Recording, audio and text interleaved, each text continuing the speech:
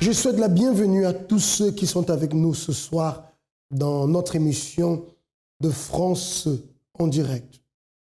Le chemin de notre vie peut être un chemin compliqué, dans le sens où, à son départ, les choses peuvent être difficiles. Nous pouvons marcher dans un chemin dans lequel nous n'espérions pas. Bien sûr que tout le monde désire le bonheur. Qui ne désire pas le bonheur dans sa vie? Quelle mère ne désire pas voir le bonheur de ses enfants? Quel enfant, je dirais, ne désire pas voir le bonheur de ses parents et voir sa famille avancer, développer? Quel jeune aujourd'hui ne désire pas avoir le bonheur dans son futur? Il est bien clair que nous tous, nous visualisons un chemin, le meilleur pour nous, le meilleur possible. Mais parfois, le chemin peut être totalement différent. Beaucoup de choses inattendues peuvent se produire dans nos chemins. Des situations qui arrivent, des difficultés, comme je disais, des choses inattendues. Et lorsque cela se produit, malheureusement, beaucoup de personnes sombrent dans le désespoir, perdent la vision de leurs rêves, perdent la vision de leurs objectifs, pensent qu'elles ne sont pas faites pour le bonheur, mais plutôt qu'elles sont faites pour la souffrance. Mais l'émission France en direct vous montre que tout le monde peut avoir droit, tout le monde d'ailleurs a droit au bonheur. Et tout le monde, s'il le veut, peut vivre ce bonheur. Il existe 10 symptômes qui révèlent la présence d'une influence maligne dans la vie d'une personne. Nervosité. Peur permanente.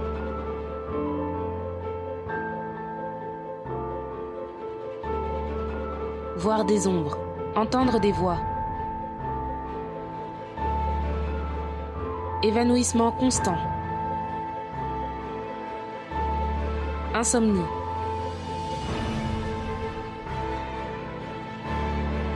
Maladie inexpliquée.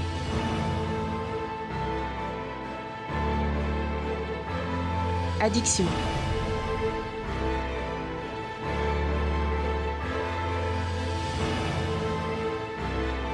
Dépression. Envie de suicide. Si vous êtes victime de l'un de ces symptômes, participez aux réunions de délivrance spirituelle, chaque vendredi, dans tous nos centres d'accueil. N'hésitez pas à contacter l'AMI 24 heures, disponible 7 jours sur 7. Retrouvez plus d'informations sur notre site centredaccueil.fr. Le chemin de Fallon n'a pas été facile. Fallon a connu des moments très difficiles dans sa vie, entre manipulatrice d'hommes pour pouvoir, je dirais, soutirer un peu d'argent, personne très colérique dans sa famille, au point de prendre son petit frère autiste pour cible, un véritable sentiment de haine dans son intérieur contre ses êtres chers. Enfin, une vie pas du tout facile, un cercle vicieux dans lequel elle est tombée.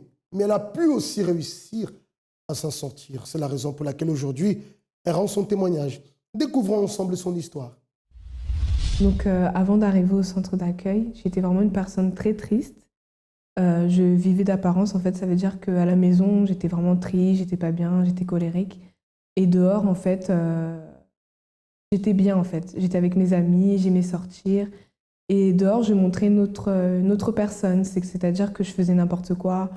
Je sortais avec des hommes, où j'essayais de leur tirer de l'argent. Où on traînait avec nos amis, en fait, à Gare du Nord. Et aussi à l'école, ça n'allait pas du tout, en fait, parce que je n'écoutais pas les cours. Et j'étais assez rebelle. Donc, c'est-à-dire que mes notes à l'école, elles étaient vraiment catastrophiques. Donc, je me suis fait exclure de cours à plusieurs reprises. Où on m'a dit que si ça continuait comme ça, j'allais vraiment me faire exclure du lycée totalement. En fait, quand on dit escroquer, c'est-à-dire qu'on va voir un homme comme ça et on va lui faire espérer, en fait. C'est-à-dire qu'on va lui montrer qu'on veut quelque chose alors qu'on veut rien du tout. En fait, on veut juste son argent, tout simplement. Et une fois qu'on a ce qu'on veut, on le laisse. Avec ma famille surtout, et en dehors, je ne l'étais pas. J'étais juste à la maison avec ma famille que j'étais vraiment colérique, triste, j'étais vraiment renfermée, en fait. Et je pleurais souvent dans ma chambre parce que même à la maison, je me sentais vraiment pas bien.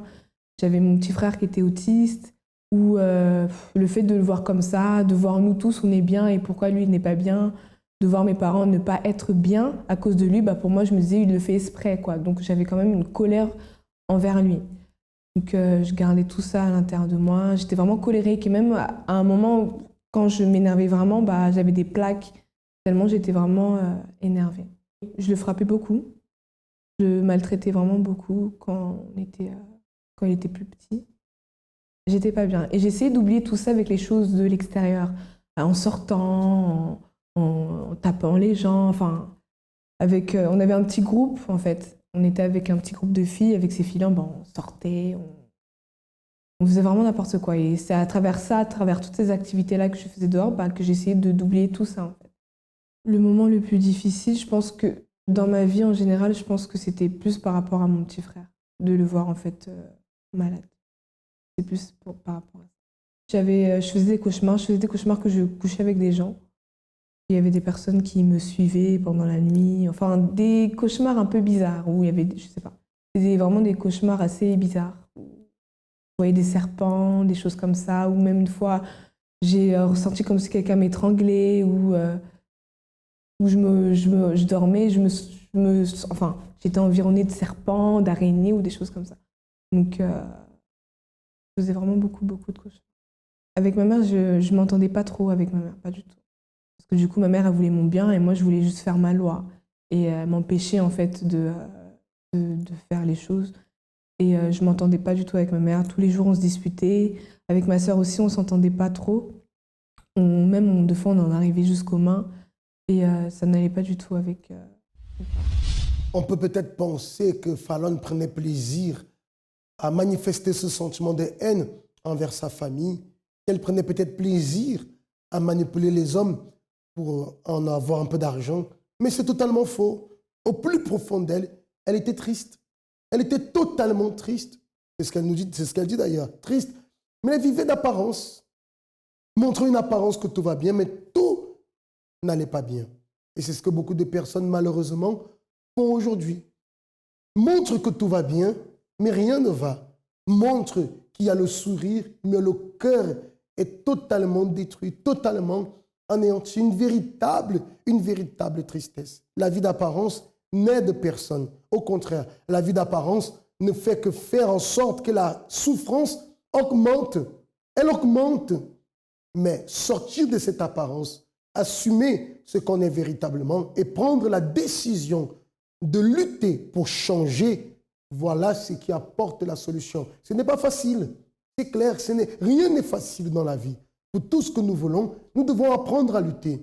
Ce n'est pas parce qu'aujourd'hui nous vous parlons de Dieu, que nous vous invitons à mettre votre foi en Dieu, que tout sera facile. Non, même étant du côté de Dieu, nous devons apprendre à lutter, nous devons apprendre à persévérer pour les objectifs que nous avons. D'ailleurs, Dieu attend de nous cette persévérance. Donc Fallon, qui vivait d'apparence, a pu recevoir l'opportunité où elle a compris elle-même qu'elle avait besoin de changer de vie. Parce que si elle était véritablement heureuse dans la vie qu'elle avait, c'est clair qu'elle n'allait pas lutter pour ce changement. Donc j'ai connu le centre d'accueil à travers ma mère. Donc c'est une dame qui a invité, une de ses connaissances qui l'a invitée au centre d'accueil. Et à travers ça, en fait, elle nous a invités, nous. Donc on est arrivés un vendredi à l'église. Donc pour nous, c'était déjà tout nouveau parce que c'était déjà différent, en fait. Parce qu'avant, on était dans une église où on allait pour venir le dimanche. C'est-à-dire que c'était tous les dimanches, normalement, on va à l'église. Donc on allait à l'église. Et en fait, le fait qu'on soit arrivé au centre d'accueil, on a trouvé ça bizarre. Parce qu'en fait, c'était... Je ne sais pas comment expliquer, mais... Quand je suis arrivée, en fait, j'ai vraiment vu quelque chose de différent. Même si ce que j'ai vu, ça m'a fait peur, j'ai vu quelque chose de différent, en fait.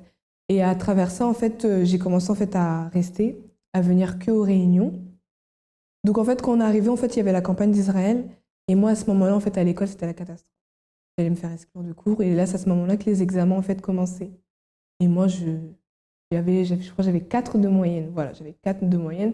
Et c'est à ce moment-là, il nous a parlé de la campagne d'Israël. Je ne savais vraiment pas c'était quoi la campagne d'Israël, ni même ce sacrifice. On nous a juste... Enfin, moi, tout ce que j'avais compris, il faut que tu donnes quelque chose que tu aimes. Et je me suis dit, non, si vraiment ce Dieu-là, il existe, moi, je vais faire. Et je vais vraiment voir. Donc, à travers là, j'ai participé à la campagne d'Israël.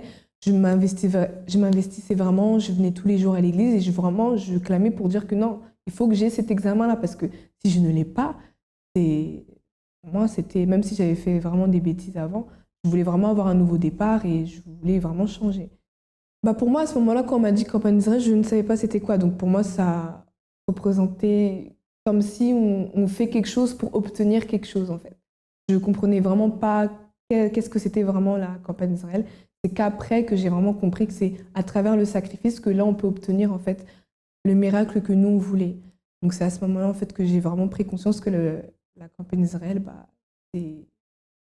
c'est la chose qui nous permet de sacrifier en fait. Entre-temps, je suis tombée gravement malade. C'est un bon matin comme ça, je me lève et puis je ne pouvais pas bouger. Donc on m'a ramenée à l'hôpital. Enfin, on ne savait vraiment pas trop ce que j'avais. C'était juste que j'avais vraiment des douleurs tout le long du cou, descendant là jusqu'à je ne pouvais pas bouger. J'avais des fourmillements, c'était vraiment horrible. J'avais des vertiges. C'était vraiment un moment, mais vraiment très dur parce que les médecins ne savaient pas ce que j'avais. On me disait que j'avais une sciatique. Après, de sciatique, c'est passé à autre chose. Et même les médecins me disaient que... Enfin, eux-mêmes, ils ne savaient vraiment pas. Et en fait, c'est ça qui me faisait peur parce que je ressentais des symptômes vraiment graves, en fait. Où, deux fois, le matin, je ne pouvais pas me lever. Je ne pouvais ni même prendre soin de moi. Ça devait être ma mère qui devait m'aider pour me lever, pour me laver, pour manger, pour faire les choses. Tout, ça devait être ma mère. Ma mère devait me donner les médicaments. En fait, c'est comme si j'étais devenue un enfant. Je ne pouvais plus rien faire de moi-même. Et les médecins, ils ne trouvaient pas. On m'a fait plein d'examens. J'ai été hospitalisée, on m'a fait des ponctions et ils ne trouvaient vraiment pas ce que j'avais. Pour eux, c'était un peu bizarre parce qu'une maladie comme ça qui est venue du jour au lendemain, je n'étais pas malade d'habitude. Et là, pour eux, les médecins ne savaient vraiment pas ce que c'était. Donc c'est après en fait, qu'ils ont découvert, à travers la ponction, en fait, que c'était une myélite, en fait. C'est une inflammation en fait, de la moelle épinière. Et pour eux, les médecins ils m'ont dit que oui, ça peut avoir des persécutions pour plus tard, que je ne pourrais plus trop marcher, que j'aurais des difficultés, que je ne pourrais plus sauter comme avant ou faire des choses. Vraiment, je l'ai resté comme un légume, quoi. Et pour moi, j'ai pas accepté ça. Je me suis dit, non, j'ai 23 ans, je vais pas accepter cette maladie-là. J'ai plein de projets et puis cette maladie-là, je ne l'ai vraiment pas du tout acceptée. Beaucoup de personnes se posent la question, mais est-ce que Dieu existe vraiment? Est-ce qu'il peut changer ma situation de vie? Écoutez, Fallon, elle s'est dit la même chose. Si Dieu existe, il va faire un miracle. Parce que j'entends dire qu'il fait des miracles. Je suis ici, si Dieu existe, il va faire un miracle. Mais elle n'a pas croisé les bras en attendant qu'un miracle tombe du ciel. Elle a agi la foi. Elle a fait sa part. Écoute, mon Dieu, les directions qui sont données, c'est ça. Les conseils qui me sont donnés, c'est ça. Je vais les pratiquer. Si tu existes, alors quelque chose va se produire dans ma vie. Peut-être vous voulez que Dieu se manifeste dans votre vie et vous êtes à la maison, les bras croisés, en disant que si Dieu existe, qu'il fasse le miracle. Il ne le fera pas. Il ne le fera pas. Parce que pour le faire, il a besoin de votre attitude. Il a besoin de votre action. Fallon n'a pas croisé les bras. Elle a dit que si Dieu existe, alors quelque chose va arriver dans sa vie. Mais elle-même, elle a fait sa part. Elle a lutté. Elle a persévéré. Elle a mis en pratique ce qu'elle recevait. Entre-temps, d'ailleurs, elle a reçu le fait qu'elle était atteinte d'une maladie qui allait la laisser alité. Elle n'a pas accepté. Elle n'a pas accepté cela. Elle a cru. La vérité, c'est ça. Elle a cru en faisant confiance en Dieu. Et lorsqu'on lui fait confiance, cher ami, il n'y a qu'un seul chemin. C'est le chemin de la bénédiction que nous allons connaître. Voyons ce qui s'est produit alors dans la vie de Fallon. Aujourd'hui, je suis totalement libérée. Je n'ai plus de doute. J'ai plus de tristesse à l'intérieur de moi. J'ai plus de colère. Avec mes parents, tout va bien. On s'entend vraiment très bien. Il y a vraiment une communication entre moi et ma mère qui n'avait vraiment pas du tout avant. Avec ma sœur, on s'entend vraiment bien. Avec mon petit frère, j'ai pu vraiment me libérer en fait, de ce poids que j'avais vraiment, cette colère que j'avais vraiment envers lui. J'ai vraiment plus de colère. Je m'entends vraiment bien avec ma famille. À l'école, à travers la campagne d'Israël, ce que les professeurs disaient que je n'aurais jamais eu mon examen, je l'ai eu. J'ai eu mon examen et pour eux-mêmes, ils étaient vraiment étonnés que je l'ai. Ils ont dit, mais attendez, à 4 de moyenne, comment elle a pu avoir son examen? Parce qu'il y avait d'autres élèves, ils avaient au moins 10 ou 12 qui n'ont pas eu et que c'était moi vraiment avec 4 de moyenne qui a eu son examen. vraiment, je me sens vraiment bien à l'intérieur de moi. Je suis plus cette personne qui est triste, qui montre une image qui n'est plus... Enfin, je suis vraiment différente. Je me sens plus comme avant. Cauchemar, je n'ai plus du tout de cauchemar. Je dors très bien. Je ne fais plus de rêves bizarres où j'étais avec des serpents ou autre. Non, je dors vraiment très bien. Ma santé, grâce à Dieu, en fait, ça va. Donc, en fait, à travers les chaînes de prière du mardi, vraiment parce que j'étais vraiment déterminée à ce que cette maladie parte. Et même, j'avais déterminé que, parce que c'était arrivé au mois de juin, j'avais déterminé au mois d'août, ça soit déjà terminé. Vraiment terminé. Et au mois d'août, ça s'est terminé.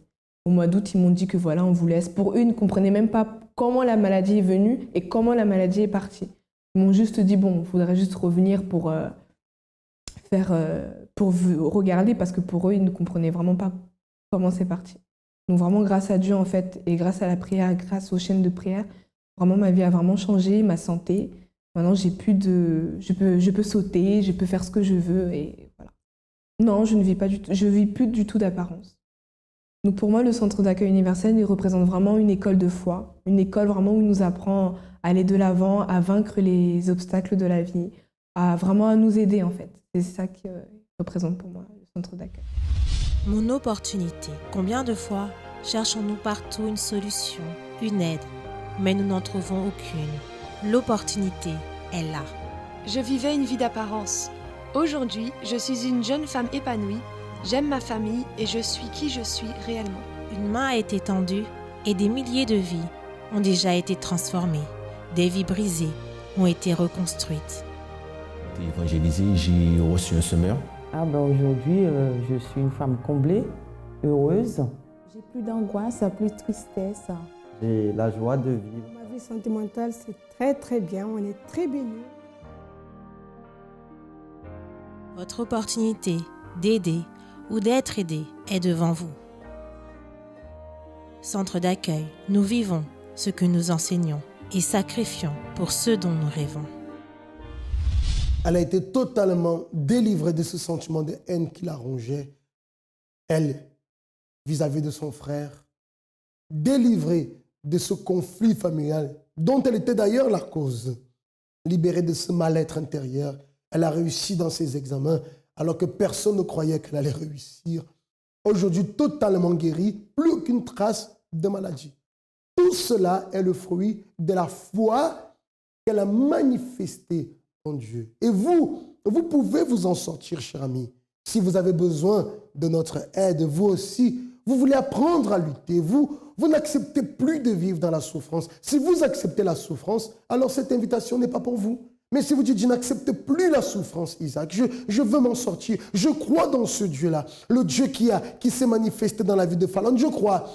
Que dois-je faire pour qu'il se manifeste dans ma vie? Parce que je veux en finir avec la souffrance, avec la tristesse qui m'enveloppe depuis longtemps. Écoutez, nous avons à disposition la Mi 24 heures, le numéro de téléphone qui s'affiche en ce moment sur le bas de votre écran, le 01 53 35 85 12. Vous avez besoin d'aide, sans hésiter, dès à présent même, en ce moment, vous pouvez appeler parce que l'un de nos conseillers va vous recevoir et vous pouvez être sûr, les choses, vous prenez cette décision, les choses vont commencer à changer à partir d'aujourd'hui même. Parce que nous croyons que pour votre cas, mes amis, il y a une solution. Il y a toujours eu des solutions. Il y aura toujours. Ce qui n'est pas possible aux hommes est possible à Dieu. Raison pour laquelle nous vous disons, il y a la solution.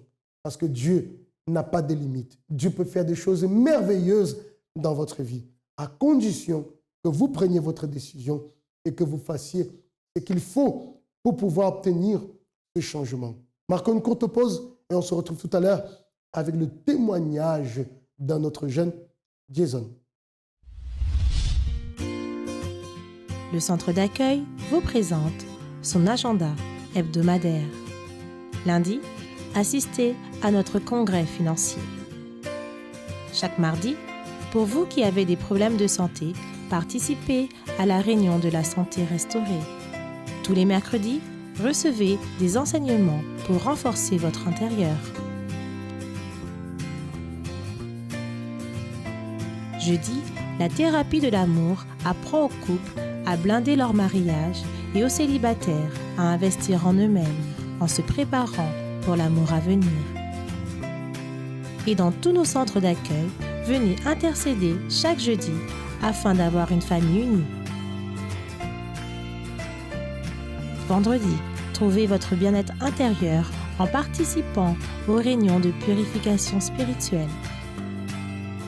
Chaque samedi, à 11h30, assistez à la réunion des cas impossibles.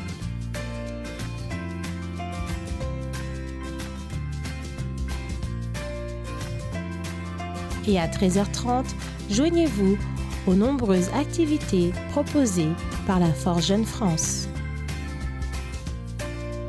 Dimanche, nous recherchons le premier amour, car il est la base pour une vie transformée.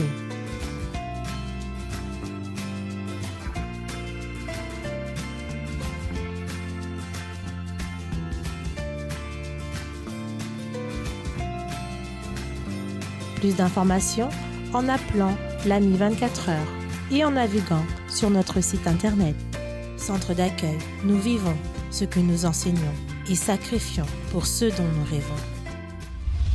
Beaucoup de jeunes aujourd'hui sombrent dans la délinquance. Et pour beaucoup de parents, voir leur enfant dans la délinquance, c'est quelque chose de terrible, bien sûr, et c'est compréhensible.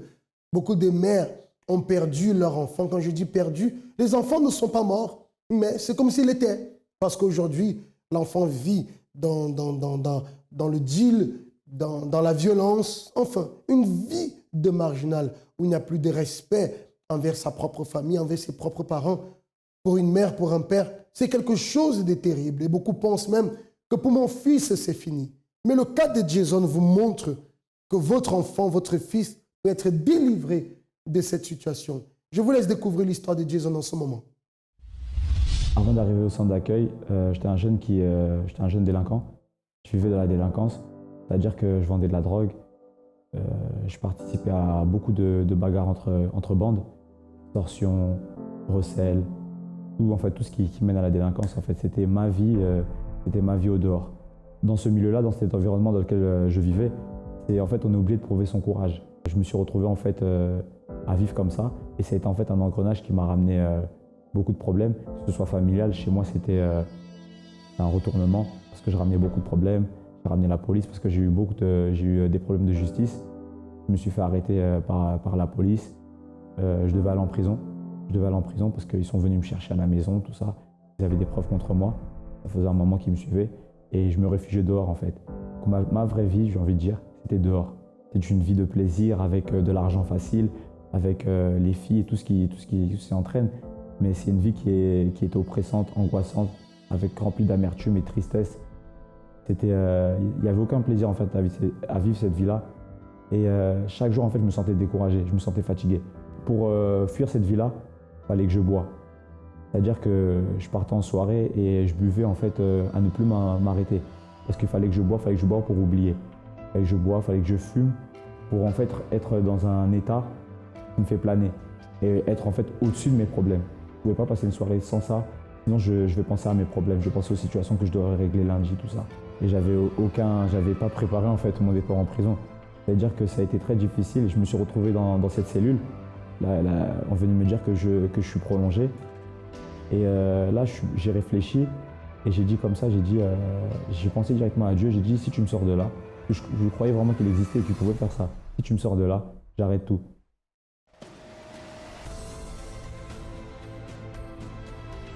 En fait, j'ai connu son d'accueil, c'était proche de chez moi. Je ne le connaissais pas vraiment, mais c'est un ami à moi qui venait quand il était petit. Il m'en a parlé, qui m'a invité en fait à qu'on y aille. Donc, bon, j'avais rien à perdre. La première chose que quand j'ai commencé à m'investir, il y avait le jeune de Daniel en 2013. Et on m'avait expliqué comme ça. Si tu dis vouloir abandonner ta vie d'avant et avoir une nouvelle vie, il faut se séparer. Ensuite, il y a eu la campagne Israël. J'ai participé aussi à ma campagne Israël parce que j'avais toujours en fait ça dans la tête que pour réussir, il faut sacrifier en fait. Aujourd'hui, Jason, c'est un jeune ambitieux, un jeune qui a battu la négativité, un jeune qui a la paix, qui a laissé tout son passé derrière lui, toute la marginalité, tout ce qui faisait mon ancien moi en fait n'existe plus. Je suis une personne confiante. La relation avec ma famille, ça s'est nettement arrangé. Ça n'a rien à voir avec tout ce qui se passait avant. Ma mère parle de moi au dehors comme une référence. Parce que je sois aujourd'hui à l'église, pour elle, c'est un choc. Elle n'aurait jamais cru. En fait, je ne cherche plus en fait, à prouver quoi que ce soit. J'ai compris une chose, que j'ai rien à prouver à personne. Ma manière de penser a changé.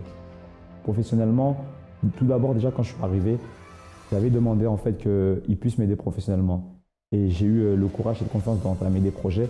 Au jour d'aujourd'hui, je rentre dans des lieux, j'ai des rendez-vous avec des personnes que jamais j'aurais pu imaginer en fait, arriver dans ces domaines-là. J'aime beaucoup ma vie. J'aime beaucoup ma vie. Au jour d'aujourd'hui, on me dit que je souris beaucoup et je rigole pour rien. Mais en fait, c'est parce que je sais d'où je viens. Je sais d'où je viens. Auparavant, c'est pas que je souriais, mais je souriais, mais à l'intérieur, je souriais pas. Mais au jour d'aujourd'hui, quand je rigole, je passe mon temps à rigoler. C'est parce que vraiment, à l'intérieur de moi, je suis tranquille avec moi-même. Une chose que je suis sûr, c'est que j'ai la paix. Le centre d'accueil, pour moi, en fait, c'est tout. C'est le lieu où, parce que je suis jeune, je veux dire, les jeunes doivent venir découvrir la foi. Parce que j'ai vu des personnes, je me suis vu moi-même changer. Et je peux dire que, bon, parce que je suis ici, mais je ne vois pas d'autres endroits, en fait, qui pourraient aider les jeunes.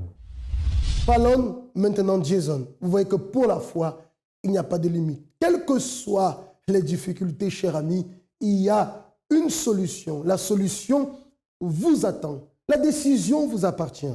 Les portes du centre d'accueil sont ouvertes tous les jours sans exception et durant toute la journée. Et nous avons d'ailleurs plusieurs centres d'accueil répandus sur le territoire. Pour savoir quel est le centre d'accueil le plus proche de chez vous, vous avez notre numéro, l'AMI 24 heures, au 01 53 35 85 12 et vous recevez toutes les informations dont vous avez besoin. Demain dimanche est un jour très spécial et je vous invite à tous à être présents ce dimanche où nous allons clamer d'ailleurs en faveur de la famille, prier en faveur de votre famille et vous allez recevoir des directions qui véritablement vont vous aider, quel que soit ce que vous traversez comme situation dans votre vie. La direction que vous allez recevoir va vous donner force, courage, motivation pour pouvoir alors aller au-delà de tous ces problèmes et avoir cette vie de paix que vous désirez tant. Ça a été un plaisir pour moi d'être avec vous ce soir.